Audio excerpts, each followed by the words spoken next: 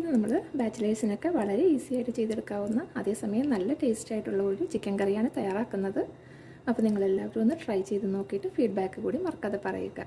Chicken കറി തയ്യാറാക്കാൻ വേണ്ടി ആദ്യം തന്നെ നമുക്കൊരു പാനിലേക്ക് 2 ടേബിൾ സ്പൂൺ വെളിച്ചെണ്ണ ഒഴിച്ചൊന്ന് ചൂടാക്കിയെടുക്കാം. എണ്ണ ചൂടായി വരുമ്പോൾ 100 ഗ്രാം ചുവന്നുള്ളിയാണ്, അതൊന്ന് ചേർത്ത് നന്നായിട്ട് വഴറ്റിയെടുക്കാം. അപ്പോൾ ഇവിടെ ഇത് ചെറിയ ഉള്ളി ആയതുകൊണ്ട് ഞാൻ മുഴുവനോടെയാണ് ഇട്ടേക്കുന്നത്. ഇനി വലിയ ഉള്ളിയാണെന്നുണ്ടെങ്കിൽ നിങ്ങളതൊന്ന് ചെറുതായിട്ട് അരിഞ്ഞതിന് ശേഷം ചേർത്ത് കൊടുക്കുക. ചുവന്നുള്ളി കുറച്ചൊന്ന് വഴന്നു വരുമ്പം ഇടത്തരം വലുപ്പത്തിലുള്ള 2 സവോള അരിഞ്ഞതും ഒരു 4 പച്ചമുളക് നടുവേ ഒന്ന് പൊളന്നതും കൂടി ചേർത്ത് കൊടുക്കാം. പാകത്തിന് ഉപ്പും കൂടിയും ചേർത്ത് നന്നായിട്ട് നമുക്കൊന്ന് വഴറ്റിയെടുക്കാം.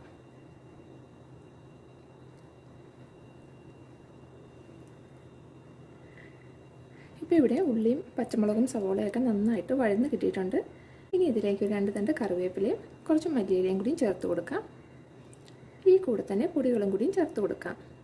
ഞാനിവിടെ 4 ടേബിൾ സ്പൂൺ മല്ലിപ്പൊടി, 4 ടേബിൾ സ്പൂൺ കാശ്മീരി മുളക് പൊടി, 1 ടീസ്പൂൺ മഞ്ഞൾപ്പൊടി, 1.5 ടീസ്പൂൺ വെളുത്തുള്ളിയുടെ പൊടി, 3/4 ടീസ്പൂൺ ഇഞ്ചിയുടെ പൊടി, 1 ടീസ്പൂൺ ഗരം മസാല, ഇത്രയാണ് എടുത്തേക്കുന്നത്. അപ്പോൾ ഇതും കൂടി നമുക്കിതിലേക്ക് ചേർത്ത് കൊടുക്കാം. ഇനി ഈ പൊടികളുടെ പച്ചമണം മാറുന്നത് വരെ ഒന്ന് വഴറ്റിയെടുക്കാം.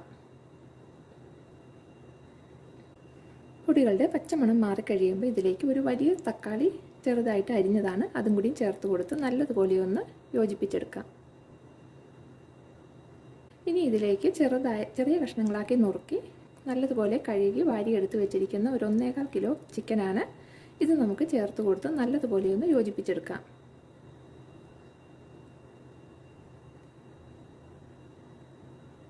ഇനി ഇതൊരു മീഡിയം ഫ്ലെയിമിൽ ഒരു 10 മിനിറ്റ് സമയം നമുക്ക് അടച്ചു വെക്കാം. അപ്പോൾ ആ ഒരു സമയം ചിക്കനിൽ നിന്നുള്ള വെള്ളമൊക്കെ ഒന്ന് ഇറങ്ങി വരും. ഇപ്പോൾ ഇവിടെ 10 മിനിറ്റ് ആയിട്ടുണ്ട്. ഇത് കണ്ടോ, ചിക്കനിൽ നിന്നുള്ള വെള്ളമൊക്കെ ഇറങ്ങി വന്നിട്ടുണ്ട്. ഇനി നമുക്ക് കൂടുതൽ ഗ്രേവി വേണമെന്നുണ്ടെങ്കിൽ അതനുസരിച്ച് നമുക്ക് വെള്ളം ചേർത്ത് കൊടുക്കാം. ഞാനിപ്പോൾ ഇവിടെ ഒരു കപ്പ് അളവിൽ തിളച്ച വെള്ളമാണ് ചേർത്ത് കൊടുക്കുന്നത്. വീണ്ടും നല്ലതുപോലെ ഒന്ന് യോജിപ്പിച്ച് ഉപ്പൊക്കെ പാകമാണോ എന്ന് നോക്കണം. ഉപ്പ് ആവശ്യമുണ്ടെങ്കിൽ ഈ സമയം വേണം നമ്മൾ ഇട്ട് കൊടുക്കാൻ. ഇനി ഇത് അടച്ചു വെച്ച് ഒരു മീഡിയം ഫ്ലെയിമിൽ ഒരു 25 മിനിറ്റ് സമയം നമുക്ക് വെച്ച് കൊടുക്കാം. അപ്പോൾ ഇങ്ങനെ അടച്ചു വെക്കുമ്പം നമ്മൾ ഇടയ്ക്കൊന്ന് തുറന്ന് ഒന്ന് ഇളക്കി കൊടുക്കണം. എന്നിട്ട് വീണ്ടും അടച്ചു വെച്ച് വേണം വേവിച്ചെടുക്കാനായിട്ട്. ഇപ്പോൾ ഇവിടെ 25 മിനിറ്റ് ആയിട്ടുണ്ട്. നമ്മുടെ ചിക്കനൊക്കെ നല്ല പാകത്തിന് തന്നെ വെന്തിട്ടുണ്ട്.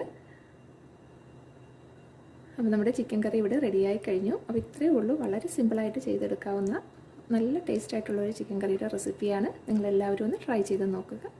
റെസിപ്പി ഇഷ്ടമായിട്ടുണ്ടെങ്കിൽ ലൈക്ക് ചെയ്യാനും നിങ്ങളുടെ ഫ്രണ്ട്സിനൊക്കെ ഒന്ന് ഷെയർ ചെയ്ത് കൊടുക്കാനും മറക്കരുത്. ഇൻഷാ അല്ലാഹ് നമുക്ക് പുതിയൊരു റെസിപ്പിയുമായി വീണ്ടും കാണാം.